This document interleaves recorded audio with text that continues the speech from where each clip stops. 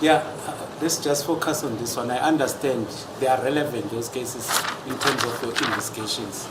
But in relation to 636, on his interrogation or interview regarding the death of Senzo Meyiwa, the state at that time had no evidence that linked accused number 1 with the death of Senzo Meyiwa. I'm not sure, my lord, if we can say that, because what led us to him, there were fingers pointing to him that he was involved in the killing of Senzo Meyiwa, and eventually when we got to him, more evidence was found, and hence we are standing before this court. He's charged for the killing of Senzo Meyiwa. Mmeli uthi-ke yebo-ke uma esethweswe lelo icala-ke laseThembisa, kodwa-ke uma manje-ke senibuza-ke imibuzo mayelana necala likaSenzo Meyiwa, babungekho ubufakazi-ke obuthi uyambandakanyeka-ke ubrigadier-ke uthi kavumelani-ke nalokho ngoba-ke yayikhona-ke iminwe eyayikhomba kuyena-ke sathi uma sifika kuyena-ke sathola obunye-ke ubufakazi kuyena, yingakho manje simila kule nkantolo. Now, I understand the logic of your answer, but the question still stands. When he was arrested on the 30th, on a J50, let me say, before he was approached by Sergeant Mohola and Sadike and Buthelezi, the state had no evidence against him until such time accused number 1 made the alleged confession. I disagree, my lord. This is what I'm saying. For one to focus on a specific individual, there must be basis in the form of a statement or intelligence or a source saying this person committed this crime. So you can't just go and question a person when there's no basis for that person being implicated.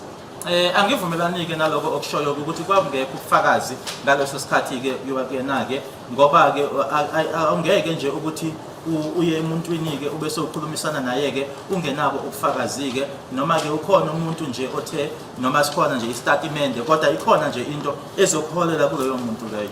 Yes, those are the links towards obtaining what you are investigating.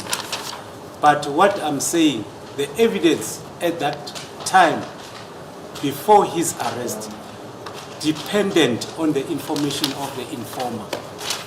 Is that so? No, it's not what I'm saying. I'm saying, my lord, when you approach someone, you have to have a base, whether it's information from the source or a statement making certain allegations. All that I'm saying is that there was a reason for us to focus on Mr. Sibiya. So I'm not saying it's a source, because I'm now getting the impression as if I'm saying there's a source. There's a statement, my lord, in the docket which we disclosed to the defense again of Mr. Absalom Zungu.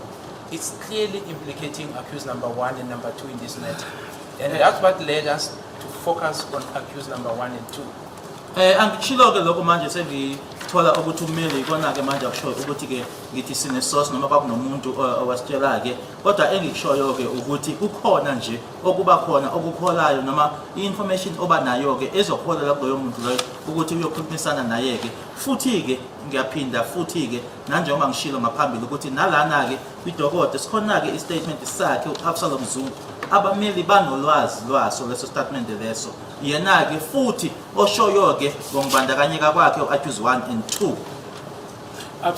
Absalom Zungu, as you say, his statement has been discovered. Now, when accused number 1 was approached, he was not approached with that statement. Do you agree?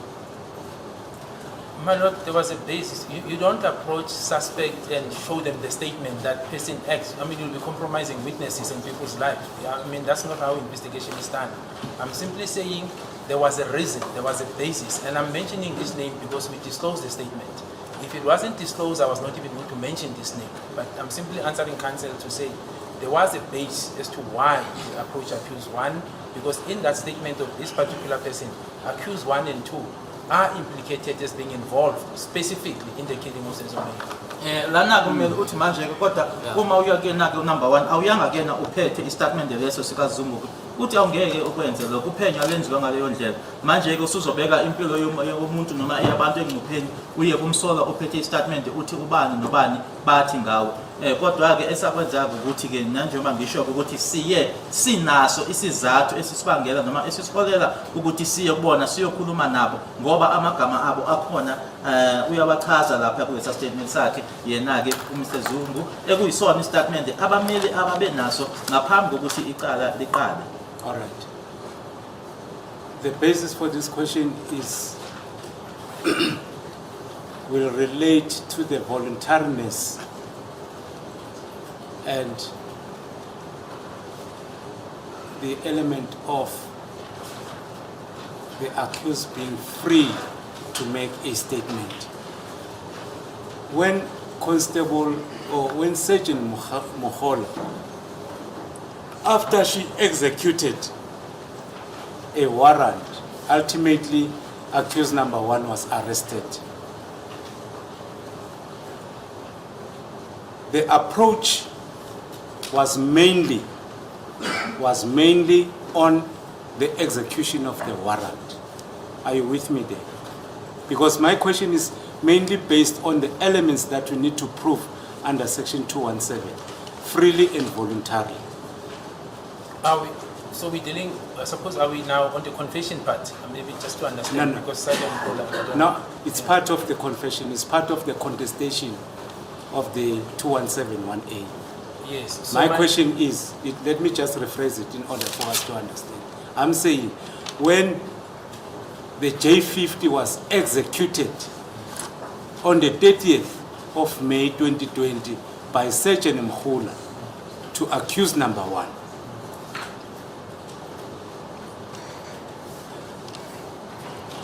the sole purpose was at that time hidden in relation to the death of Senzomeni to approach accused number 1 with the J50. Well, my lord, I don't know how you hide a J50. The warrant of arrest, when it gets issued, firstly it's signed by the NPA, then it gets signed for the final authorization by the magistrate, and that's the procedure. So you have to make your case. So I'm not sure how the NPA and the magistrate from Tembisa will disregard the facts before them and hide Senzomeni. I don't know. So I think, Mr.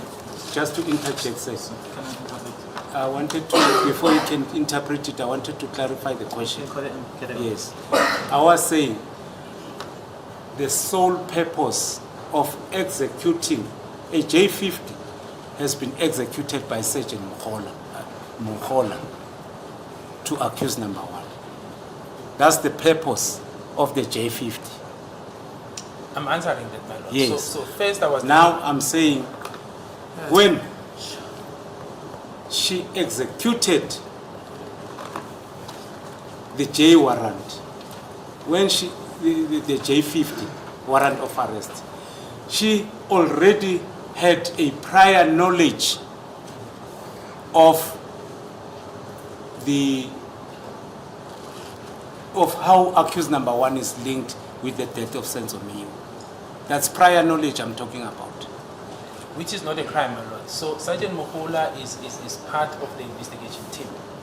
And I've indicated, my lord, that when this affidavit was disposed, we're seized with a docket. And suddenly we get a link that points us to 2 individuals. Analysis around these individuals were done, and these cases in relation to accused number 1 were picked up.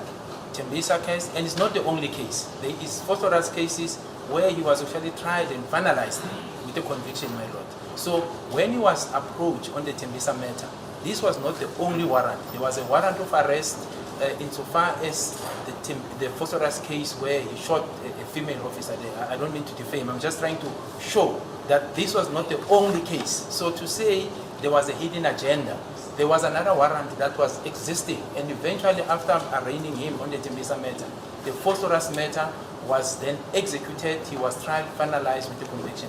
So there was no hidden agenda, and that is before the matter before this court.